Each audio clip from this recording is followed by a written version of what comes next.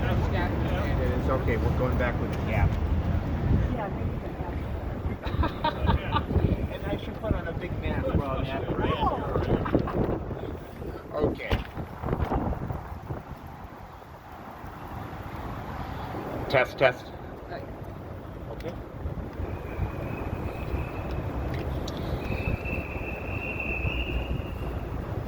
Hi, my name is Andy Thayer, and I'm with the Gay Liberation Network. That's spelled A-N-D-Y, last name T as in Tom, H-A-Y-E-R.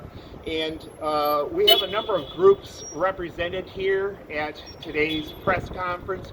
Among those speaking will be Brave Space Alliance, Life is Work, Stop Transgenocide, and also the ACLU, which I should note is representing the plaintiffs challenging the Tennessee anti-trans law.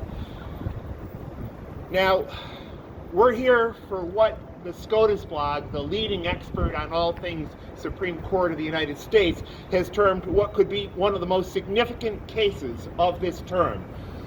This case here in Tennessee is replicated in 23 other states with cases that potentially could be unleashed by a Supreme Court ruling against trans people. So this is not just a Tennessee issue, this is also a national issue, and I might add, it's very likely that if the Supreme Court decides against trans people in this Tennessee case, we could very well be seeing national legislation against trans people in the next Congress. More than that, we have to realize that this isn't just about trans people. They are attacking LGBTQ people in general and bodily autonomy in general because they see trans people as low-hanging fruit, a smaller minority that they can pick off and then get at everyone else who's fighting for their rights. So this is not just about defending trans people, though that's obviously the number one issue here today, but it's also about rights for everyone. And that's why everyone should be paying attention to this case. As the SCOTUS blog, their leading writer, noted, this case is likely to have broader implications for the protections available to transgender people across the country. Now, we are here in front of the American Medical Association National Headquarters because the AMA, whatever else you might say about it, has actually had for several years now a fantastic position on these anti-trans laws. They have noted, quote, that governmental intrusion into the practice of medicine that is detrimental to the health of transgender and gender diverse children and adults. And that's what these laws like Tennessee do. They labeled it criminalization of medical care and labeled it also as dangerous. So Republican legislators can say that they care about people, but clearly they do not, according to the best medical advice in the country today. These anti-trans laws are anti-medicine, they're anti-science. And we should not let the Democrats off the hook, because during the presidential campaign that we recently saw, amongst other things, the Republicans were carpet bombing the so-called pivotal states because they saw that anti-trans ads worked for them. They saw that anti-immigrant ads worked for them. And the Democrats' response was frankly pathetic. They did nothing to defend trans people. In fact, some of the Democrats joined into these attacks on trans people. Now, as I mentioned, this anti-trans legislation is an opening wedge against all LGBTQ people and against bodily autonomy in general. So we're also very pleased to have the presence here today of Chicago for Abortion Rights, which has long recognized that attack on trans people is also the attack on all people who wish to have abortions. Finally, we don't have to be in this position today. We saw through the history of winning equal marriage rights in this state and around the country that we can win when a position that we favor is currently unpopular. We started this century with approval rates for LGBTQ people having equal marriage rights in the single digits, and we moved to getting a position where a majority of people favored equal marriage rights. So what we need to do is to take on both parties that attack us. And I might add that here in Illinois, in order to win equal marriage rights, it wasn't just a fight against mainly the Republicans, it was actually a fight against our now indicted ex-House Speaker Mike Madigan, and that's how we won. We took on all parties that failed to support us, and that's what we need to do today in order to win equal rights for trans people and stop these horrible bills from coming down the pike. Now, we're very pleased to have a number of organizations here representing the leading trans voices in this city, notably Brave Space Alliance and Life is Work, as well as Stop Trans Genocide. And they will tell you more about their organizations and resources that are available right here and now for trans people looking to defend their rights, as well as getting basic life needs met that aren't currently met by our governments. So I'd like to start it out by introducing Chrissy Huerta. The name is spelled Chrisshuerta. Chrissy is the Senior HIV Testing and Counselor Coordinator at Brave Space Alliance. Let's give a welcome for Chrissy. Good afternoon, everyone. My name is Chrissy Huerta, or Chris Huerta, Senior HIV Testing and Counseling Coordinator for Brave Space Alliance. I am delivering this statement on behalf of Shannon Lynn Parker, which is our Chief Executive Officer of Brave Space Alliance, who could not be here today. The Supreme Court's deliberation in U.S. versus Committee represents a critical movement for transgender rights across the nation. The case not only impacts the lives of transgender youth in Tennessee, but also sets a precedent that could ripple through communities, countless communities, here in Illinois as well. At the Brave Space Alliance, we'll have witnessed firsthand the life impact and the life-saving impact that gender-affirming care has on our trans and gender non-conforming communities, and the devastating consequences when access of such care is restricted. The stakes could not be higher at this moment. The ruling that upholds these discriminatory policies could pave the way for a cascade of anti-trans legislation, eroding the fundamental rights of transgender and gender-diverse individuals. We must stand united in affirming that transgender rights are human rights. As an organization dedicated to empowering LGBTQ+ communities, particularly Black and brown trans individuals on the Chicago South Side, we remain steadfast in our commitment to advocating for dignity, equality, and access for all. Brave Space Alliance calls upon our allies, our policymakers, and every person of consensus to reject these harmful laws and join us in building a future where every person thrives authentically. Thank you. Thank you, Chrissy. And we'll have questions at the end of all the speakers. Next up is Zahara Bassett, Z-A-H-A-R-A, last name B-A-S-S-E-T-T. Zahara is the founder and Chief Executive Officer of Life is Work, which is a Black-led West Side trans organization.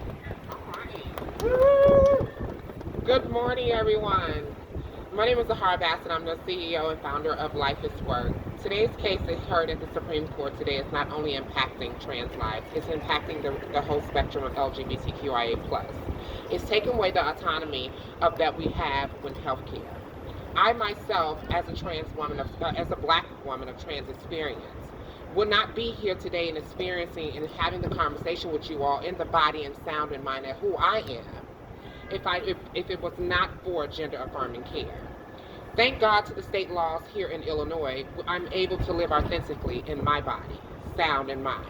I came to the ideological of seeing myself as a trans woman at the age of 15 years old.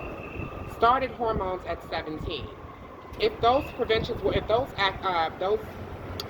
not available to me at the time, I wouldn't be able to live in the way I am.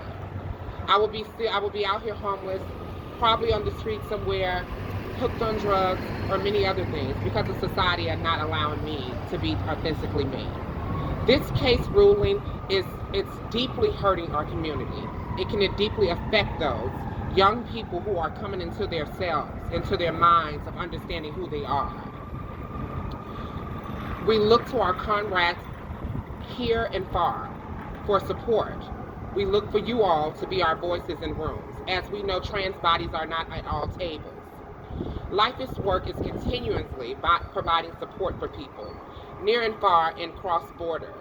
Whether you are looking to get on HRT, we are partnering with pharmacies, home pharmacies, to provide those gender-affirming care services. Along with Race-Based Alliance, we are building a collective to provide a safe haven here in Chicago for trans people across borders in states, I believe it's 24 states that already have bans on gender-affirming care. It's not okay.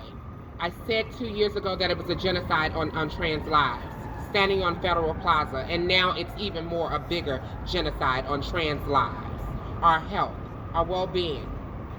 We have to stop taking over and making decisions for people. This is, as again, not only affecting trans, this is affecting reproductive health for women who are choosing to have abortions, who are choosing to have babies, that also may identify as trans-masculine.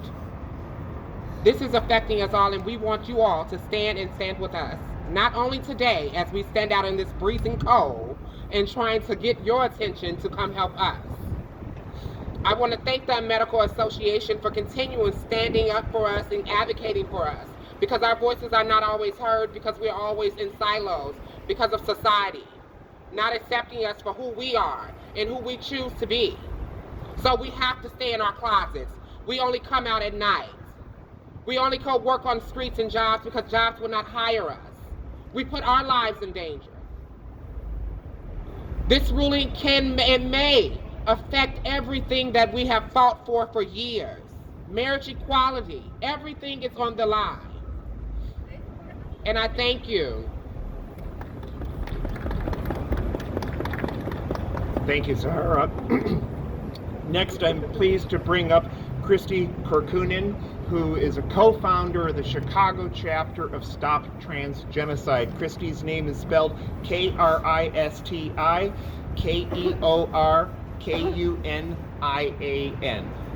Kristi.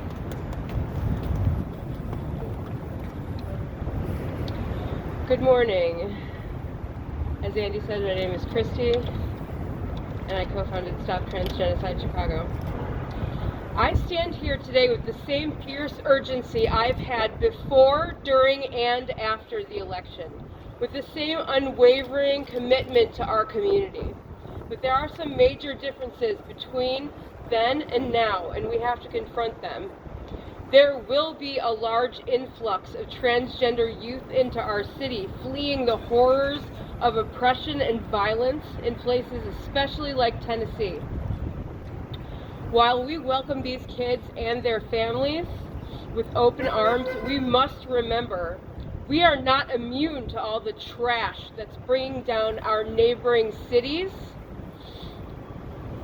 and surrounding states that are becoming more and more accepting of conservative foolishness.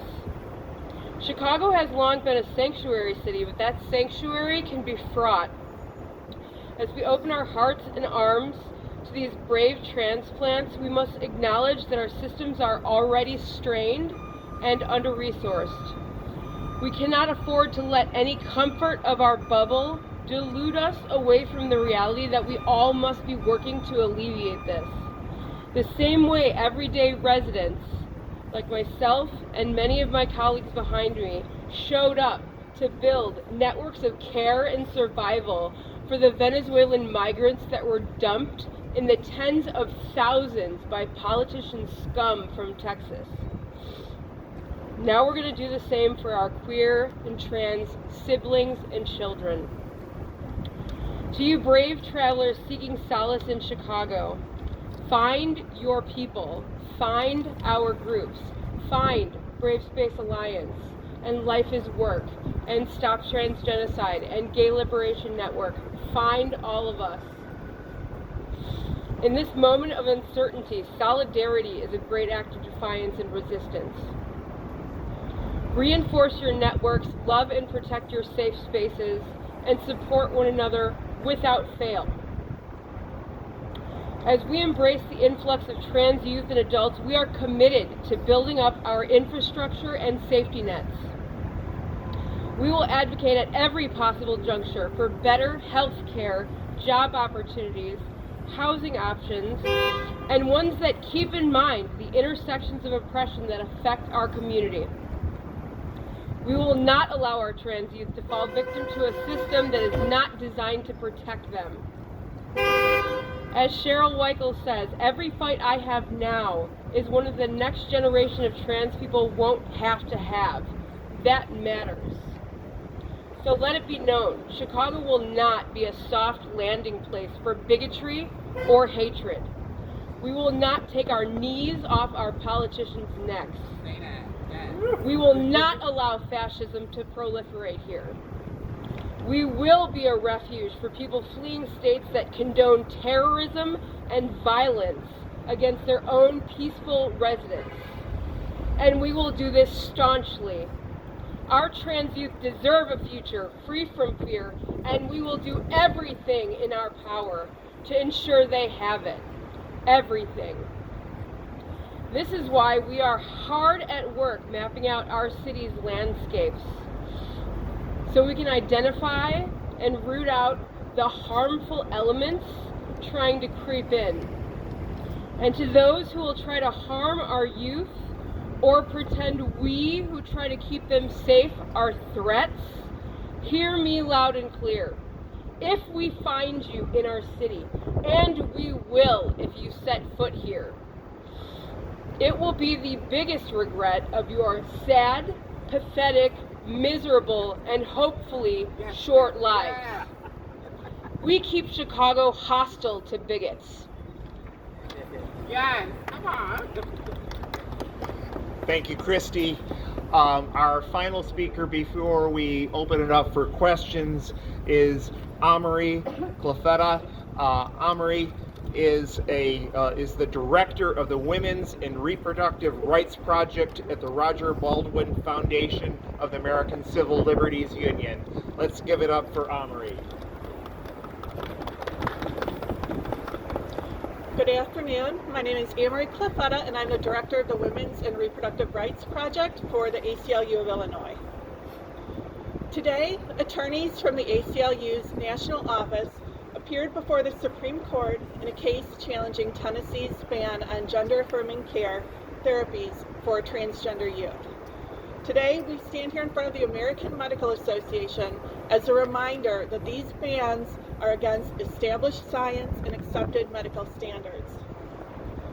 Over the last 3 years, half the states in the country have passed bans like Tennessee's, which keep families from accessing hormone therapy that transgender young people, their parents, and their doctors all know is best for their future and their well-being.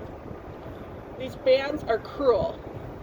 Like all families, parents of transgender youth want what is best for their children. There is no place for politicians in our family's own private medical decisions. At the ACLU of Illinois, we fought in court and worked in the legislature for protections based on gender identity to assure